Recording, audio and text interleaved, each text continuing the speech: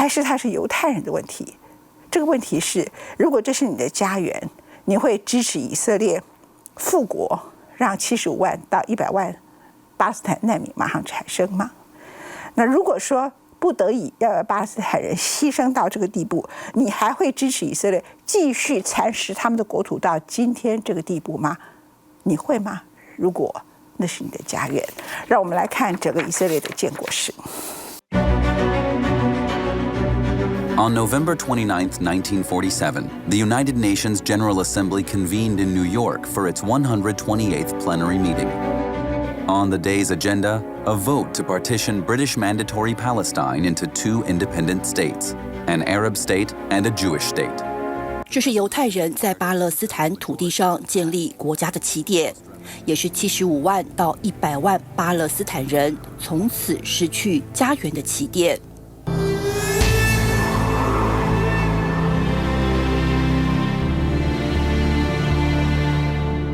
然而，你可曾想过，在过去数百年，这片土地上的犹太人、基督徒和阿拉伯人也曾经和平共处。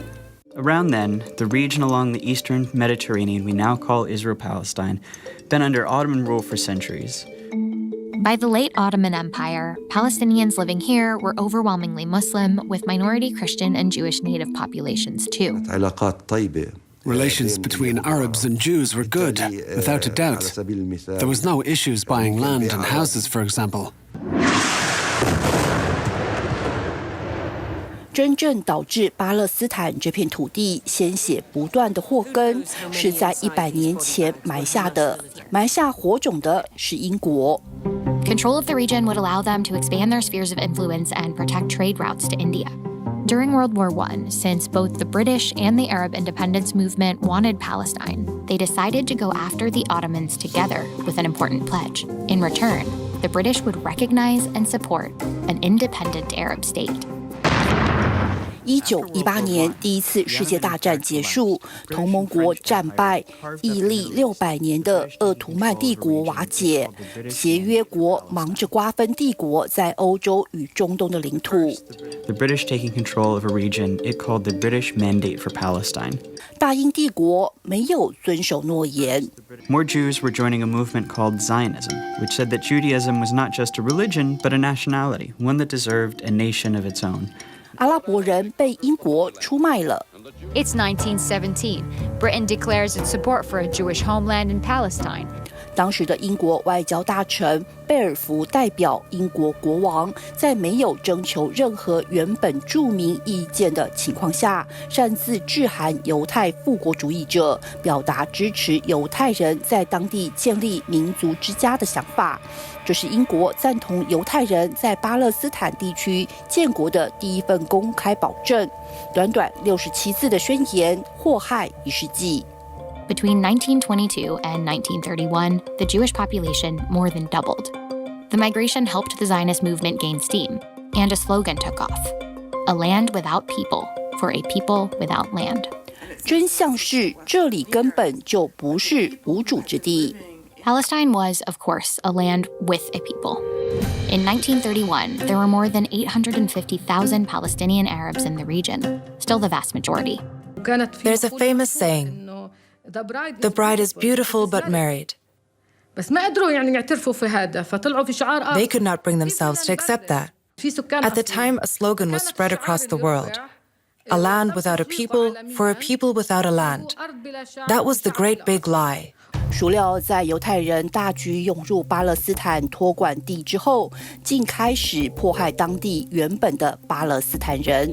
Jewish settlers purchased swaths of fertile land and evicted tenant farmers, creating a crisis of hundreds of thousands of landless, dispossessed Palestinian Arabs. In April 1936, Arabs throughout Mandatory Palestine called for a general strike. They demanded an end to Jewish immigration and a ban on selling land to Jews. The Palestinian Arab opposition culminated in the Arab Revolt of 1936. The unrest led to many casualties. Several hundred Arabs and more than 300 Jews were killed. So, in an attempt to prevent further Palestinian resistance, the British began to limit Jewish immigration into Palestine. Right from the start, the British were acutely aware that in order to stay there a long time, they'd have to divide the country. The first act of division was absolutely perverse. In their first census, they created categories that hadn't existed before. They made a Jewish category and an Arab category. And that was how it continued. It followed the principle, if we make sure they are fighting each other, we can referee this game forever.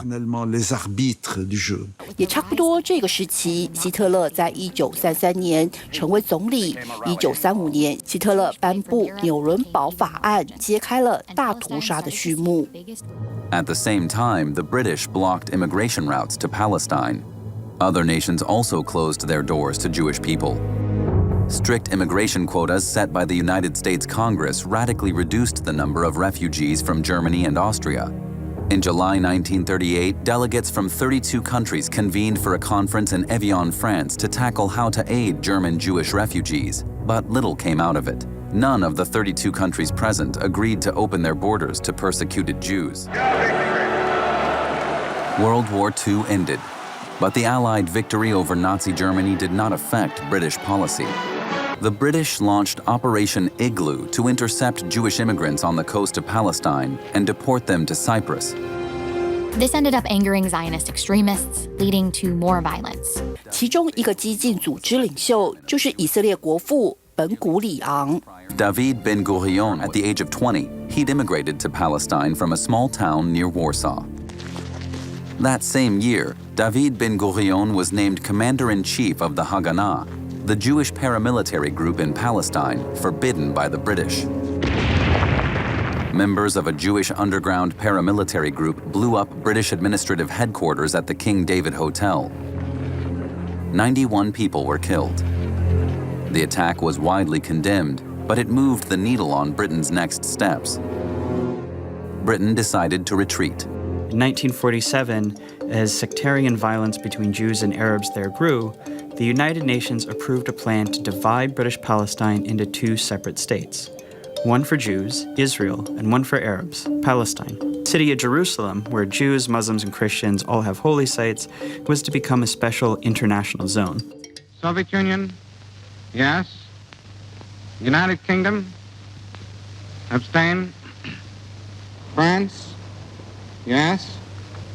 The resolution of the DUC Committee for Palestine was adopted by 33 votes, 13 against, 10 abstentions. 可惜，联合国提出的分治方案未获阿拉伯国家接受。英国宣布将在1948年5月15日结束对巴勒斯坦25年的托管统治。等不及的以色列在前一天宣布独立建国，但是早在前一年的年底，犹太民兵组织已开始以恐怖手段驱逐巴勒斯坦人。最具代表性的就是戴尔雅辛屠杀事件。Was a small Arab village with 600 residents, located 5 kilometers from Jerusalem. But two offshoot Zionist paramilitary groups, Iagun and Lehi, attacked the village anyway. Nearly 200 were killed in the massacre. The children learn, yes, it's a shame that people die, but it's not that important. What is important is that we will have a state. 也因此，以色列在建国不到24小时，便迫不及待地在15日英国撤走当天展开清场，似乎也不足为奇了。While we know that roughly 6,000 Israelis lost their lives in the violence of the Nakba, records for Palestinian deaths weren't kept. It's estimated to be around 15,000. By the end of the Nakba, roughly 750,000 Palestinians had been forcefully expelled, and more than 500 villages destroyed. Though the UN's partition plan allotted Israel 56% of the land, through the Nakba, Israel captured 78% of the land. It was everything except what's now known as the occupied West Bank and Gaza Strip. Today, that's up to at least 85% of the total area, turning 6 million Palestinians into refugees without a homeland. It's why, around the same time that Israelis are celebrating Independence Day, Palestinians are out protesting on May 15th, holding up keys as a symbol of the homes they lost and the hope to return. For them, the Nakba isn't just a moment in history. It's a catastrophe that never really ended.